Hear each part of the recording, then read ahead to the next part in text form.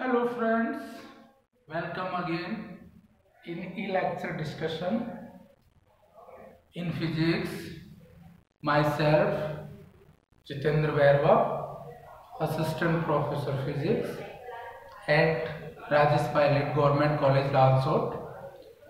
आज के e-lecture discussion में मैं जो टॉपिक ले रहा हूँ BSc पार्ट सेकेंड से ले रहा हूँ, इलेक्ट्रॉनिक्स पेपर से।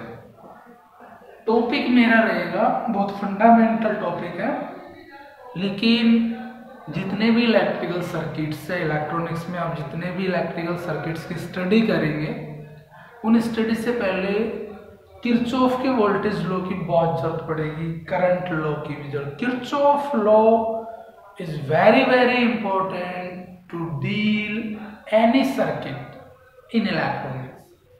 अगर किसी भी सर्किट को एनालिटिकली आपको डिफाइन करना है तो you should follow Kirchhoff's law, Kirchhoff law. और इसके बाद हम थ्योरम्स करेंगे। तो थ्योरम्स में चूंकि किरचॉफ के नियम की बहुत ज़रूरत महसूस होने वाली है, मैं तो ये कह रहा हूँ कि इस चैप्टर में नहीं, पूरी इलेक्ट्रॉनिक्स में किरचॉफ के नियम की बहुत ज़्यादा उपादेयता है। ओम के नियम बहुत छोटे सर्किट के लिए ही एलिजिबल होता है, बाकी किरचॉफ का voltage law, current law major importance है इलेक्ट्रॉनिकल सर्किट को सोल्व करने में। तो हम इस इश्यू को डिस्कस करते हैं, Kirchhoff's voltage and current law. सबसे पहले मैं करंट लॉ को डिस्कस करूंगा कि करंट लॉ क्या होता है किरचॉफ का। किरचॉफ्स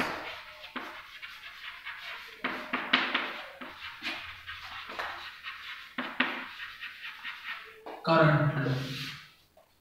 करंट लॉ का मतलब यह है कि किसी भी नोड पर कोई जाल है, नेटवर्क, उस नेटवर्क में किसी भी नोड का मतलब जहां इलेक्ट्रॉनिक्स की दो या दो से अधिक ब्रांच मिलती हो। ब्रांच का क्या मतलब है, जैसे एक रेजिस्टेंस से जुड़ा हुआ तो एक ब्रांच होगी, दूसरा रेजिस्टेंस से अलग आ रहा है तो दूसरी ब्रांच, तीसरे में मान लो कैपेसिटर जुड़ा है वो तीसरी ब्रांच। तो दो या दो से अधिक इलेक्ट्रॉनिकल सर्किट में ब्रांच जिस बिंदु पर मिलती है उस बिंदु को हम नोड कहते हैं। तो किसी भी सर्किट कॉम्प्लेक्स नेटवर्क में किसी भी नोड पर अगर धाराओं का बीजगणितीय योग, एल्जेब्रिक सम, बीजगणितीय योग शून्य के बराबर हो जाए तो वो किरचॉफ का करंट लॉ होता है। बीजगणितीय योग का मतलब यह है कि एल्जेब्रिक सम होती है, उसमें कोई डायरेक्शन नहीं लगाते, उसमें कोई डायरेक्शन नहीं लगाते। एल्जेब्रिक सम का मतलब केवल फिजिकल क्वांटिटीज विदाउट क्या होती है, डायरेक्शन, केवल परिमाण होते हैं उनके। तो कैसे डिफाइन करेंगे, किसी भी जाल में किसी भी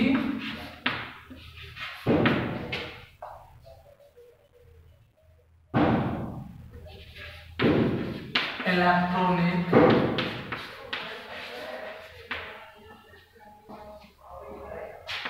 जाल में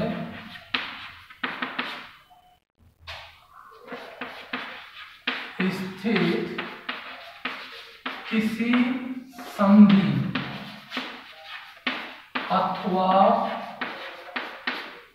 नोड पर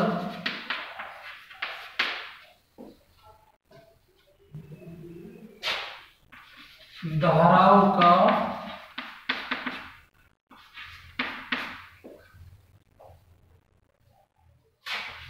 बीजगणितीय योग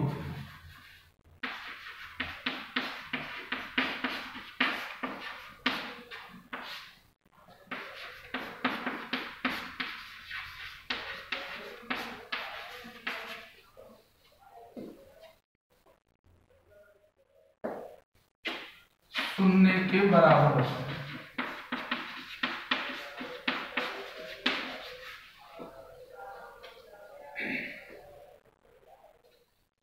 किसी भी इलेक्ट्रॉनिक जाल सर्किट या परिपथ अथवा जाल भी कह सकते हैं इसको, परिपथ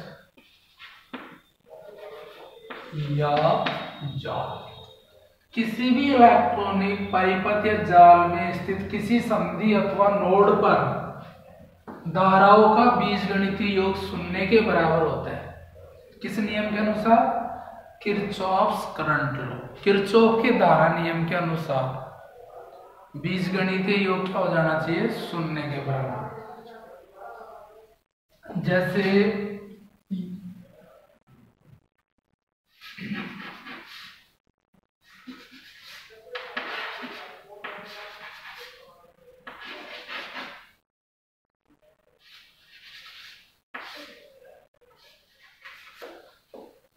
ये कोई भी कॉम्प्लेक्स नेटवर्क है,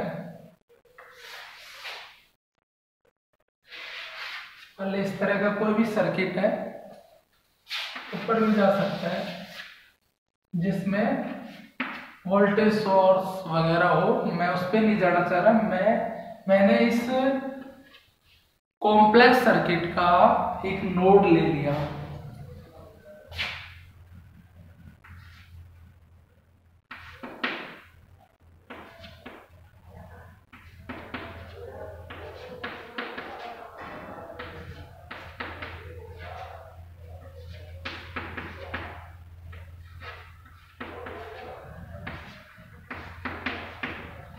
तो इस नोड पर जैसे I1 धारा आ रही है, I2 भी आ रही है, I4 बाहर जा रही है, I6 बाहर जा रही है, I5 भी बाहर जा रही है और I3 अंदर आ रही है। तो बीजगणितीय योग क्या हो जाना चाहिए? शून्य के बराबर। क्या मतलब हुआ इसका? कौन कौन सी आ रही है? तो आने वाली धाराओं को आप पॉजिटिव ले लो और जाने वाली धाराओं को नेगेटिव। तो आने वाली जैसे I1 है, भाई या तो इनकमिंग को प्लस ले लो या आउटगोइंग को प्लस ले लो। ट्रेडिशनल ये है कि हम जनरली इनकमिंग करंट्स को क्या ले लेते हैं? पॉजिटिव साइन दे देते हैं। और तो I1 प्लस I2, और कौन सी आ रही है? I3 भी आ रही है। जा कौन सी रही है? I2 I3 तक हो गया, I4 माइनस करो, I5 माइनस करो, क्योंकि जा रही है, I6 भी माइनस करो, I7 भी माइनस करो, और इनका सारा बीजगणितीय अलजेब्रिक सम किसके बराबर हो जाता है? 0 के बराबर। तो उसको हम किरचॉफ का करंट लॉ कहते हैं। तो इस फंडामेंटल का यही है कि बीजगणितीय योग धाराओं का क्या हो जाना चाहिए किसी भी नोड पर? Equal to 0। अब चूंकि करंट शून्य हो जाती है तो करंट I बराबर क्या होता है? dq/dt 0। तो किसी का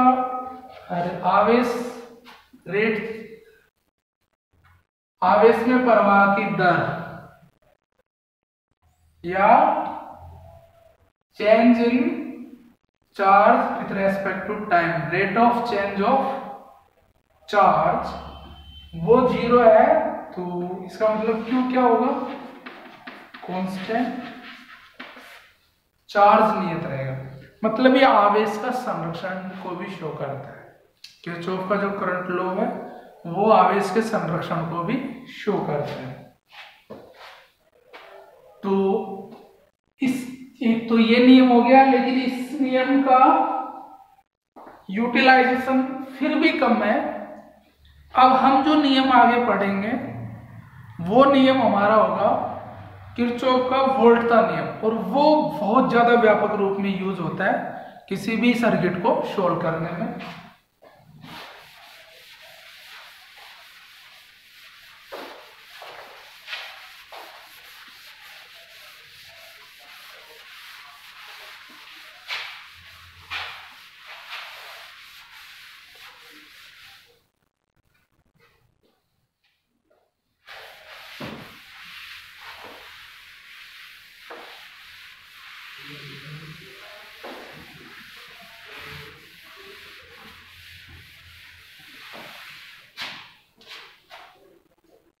अब मैं लूंगा किरचॉफ्स वोल्टेज लो। तो किरचॉफ का करंट लो इनडायरेक्टली किसको शो करता है? वो कंजर्वेशन ऑफ चार्ज को भी शो करता है।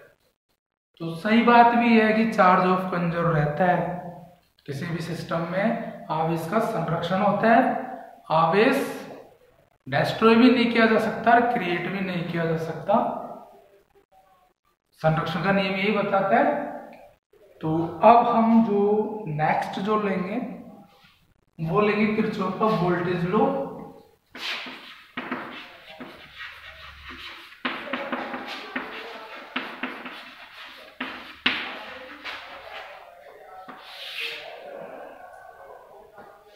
ये बहुत बड़ा इंपॉर्टेंट नियम है और ये मैथमेटिक्स को इजीली सोल्व कर देता है।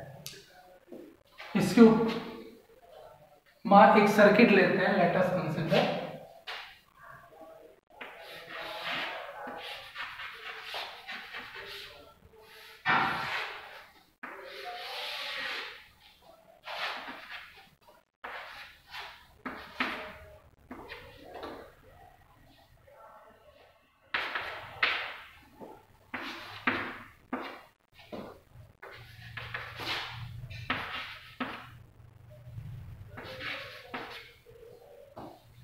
ये एक सर्किट है और धारा इस डायरेक्शन में इसलिए फ्लो हो रही है, हाई करंट फ्लो हो रही है। वो इस कारण हो रही है क्योंकि हमने E1 को E2 मान let E1 is greater than E2, therefore ये धारा E1 से E2 की तरफ फ्लो हो रही है, हाई करंट। अब देखिए होगा क्या होगा। ये अच्छा ये नियम, अच्छा करंट लॉ जो था किरचॉफ का वो ओपन सर्किट में भी लग सकता है।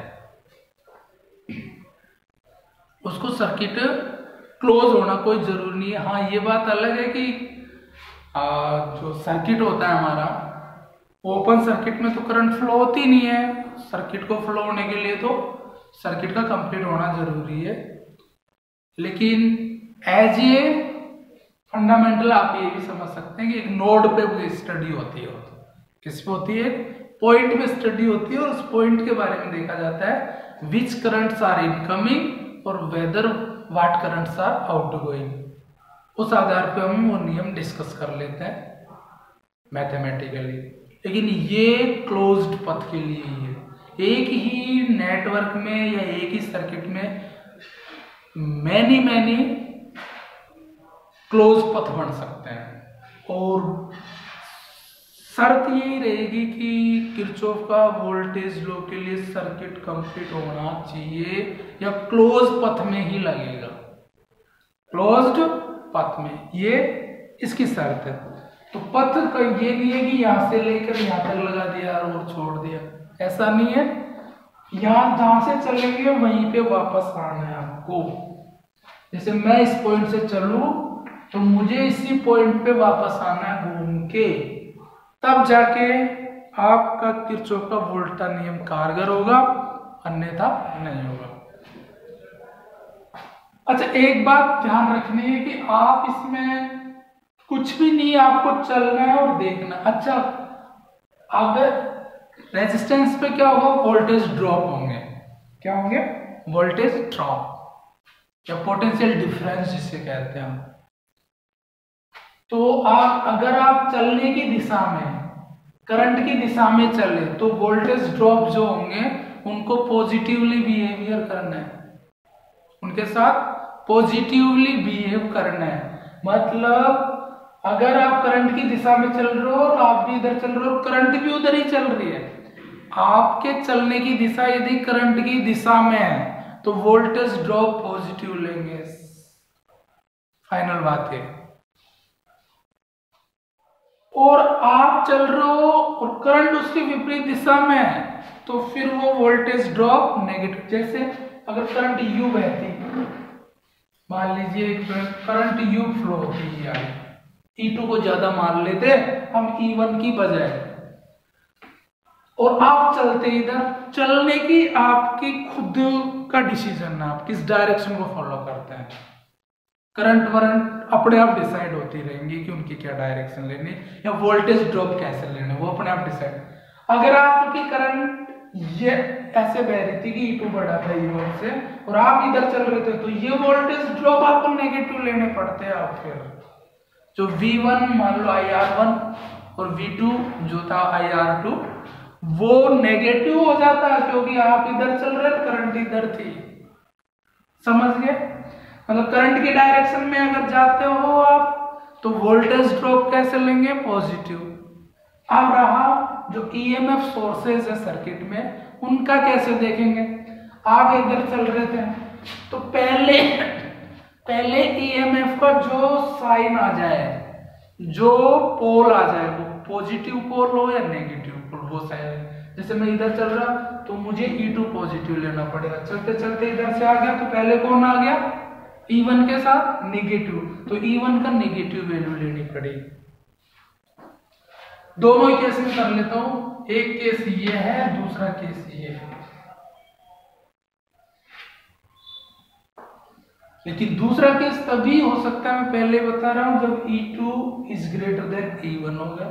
मैं पहला केस ले रहा हूं अभी, मुझे यहां से चलना है मान लीजिए, तो क्या होगा? IR1 क्योंकि श्रेणी क्रम में है तो समान करंट की फ्लो होगी। IR1 पॉजिटिव लूंगा, IR2 भी पॉजिटिव क्योंकि मैं करंट की डायरेक्शन में चल रहा हूं। केस मेरा फर्स्ट है। पहले कौन सा चिन्ह आ गया? Plus E2 plus E2। फिर चलते चलते कहां गया? माइनस पहले आ गया, माइनस E1 बराबर 0। मतलब परिभाषा क्या हो गई कि किसी भी बंद पथ में, क्लोज्ड पथ में, सभी विभव का बीजीय गणितीय शून्य के बराबर हो जाए तो उसे किरचॉफ का वोल्टेज लॉ कहते हैं। किसी भी परिभाषा कैसे दे सकते हैं इसकी? किसी भी बंद पास या लूप में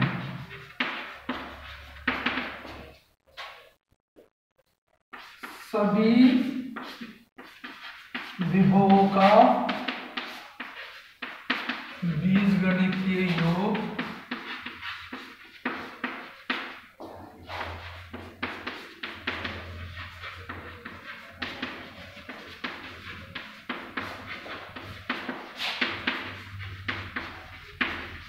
शून्य के बराबर होता है।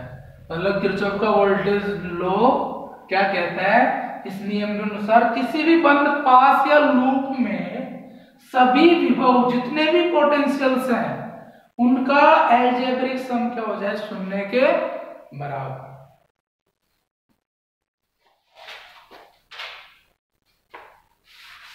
तो ये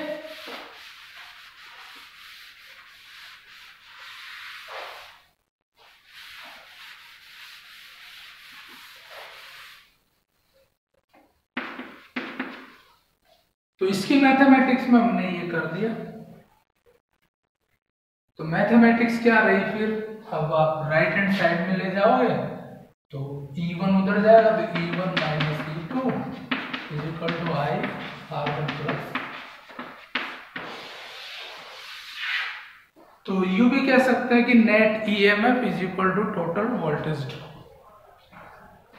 लेकिन ऐसा कहना सही नहीं है। मैं तो ये मान के चलता हूं कि आप तो डायरेक्शन के हिसाब से चलिए, बाद में चाहे पक्षांतरण कर लो, लेकिन कुछ कहते हैं total EMF is equal to total potential drop. उसमें काफी कंफ्यूजन की स्थिति हो जाएगी। अगर बहुत ज्यादा वोल्टेज सोर्स हुए उस सर्किट में तो there will be created you create the problem या प्रॉब्लम विल बी क्रिएटेड। अब मैं केस सेकंड भी ले सकता हूं। केस सेकंड में यह है कि मुझे क्या मानना पड़ेगा? केस सेकंड के लिए E2 is greater then E1, तभी करंट फ्लो हो सकती हो, तो भी उतना ही आएगा। फिर आप यहां से चलोगे तो ये प्लस ले लोगे, ये माइनस ले लोगे, और ये करंट की डायरेक्शन में ये पॉजिटिव हो जाएगा। तो कुल मिलाकर जो महत्वपूर्ण बात है, आप डायरेक्शन कैसे ही कर लो, डायरेक्शन का फर्क तब पड़ जाएगा अगर आप इधर चल रहे हैं और करंट इधर आ रही है, तो फिर आपको वोल्टेज ड्रॉप नेगेटिव लेने पड़ेंगे, आपको वो नेगेटिव लेने पड़ेंगे। जैसे यही केस है, मान लीजिए यही केस है, तो क्या हो जाएगा, फिर इस वोल्टेज ड्रॉप को कम करना पड़ेगा आपको, या इसको एनरिच करना पड़ेगा। तो कुल मिला के क्या हुआ कि टोटल वोल्टेज का जो अलजेब्रिक सम है वो किसके बराबर हो जाना चाहिए, 0 के बराबर। अब वोल्टेज एक तरह से एनर्जी होती है, एनर्जी स्टोर्ड एनर्जी होती है पर यूनिट चार्ज को लाने में, तो एनर्जी का संरक्षण, ऊर्जा के संरक्षण नियम पर आधारित, ऊर्जा संरक्षण नियम पर आधारित।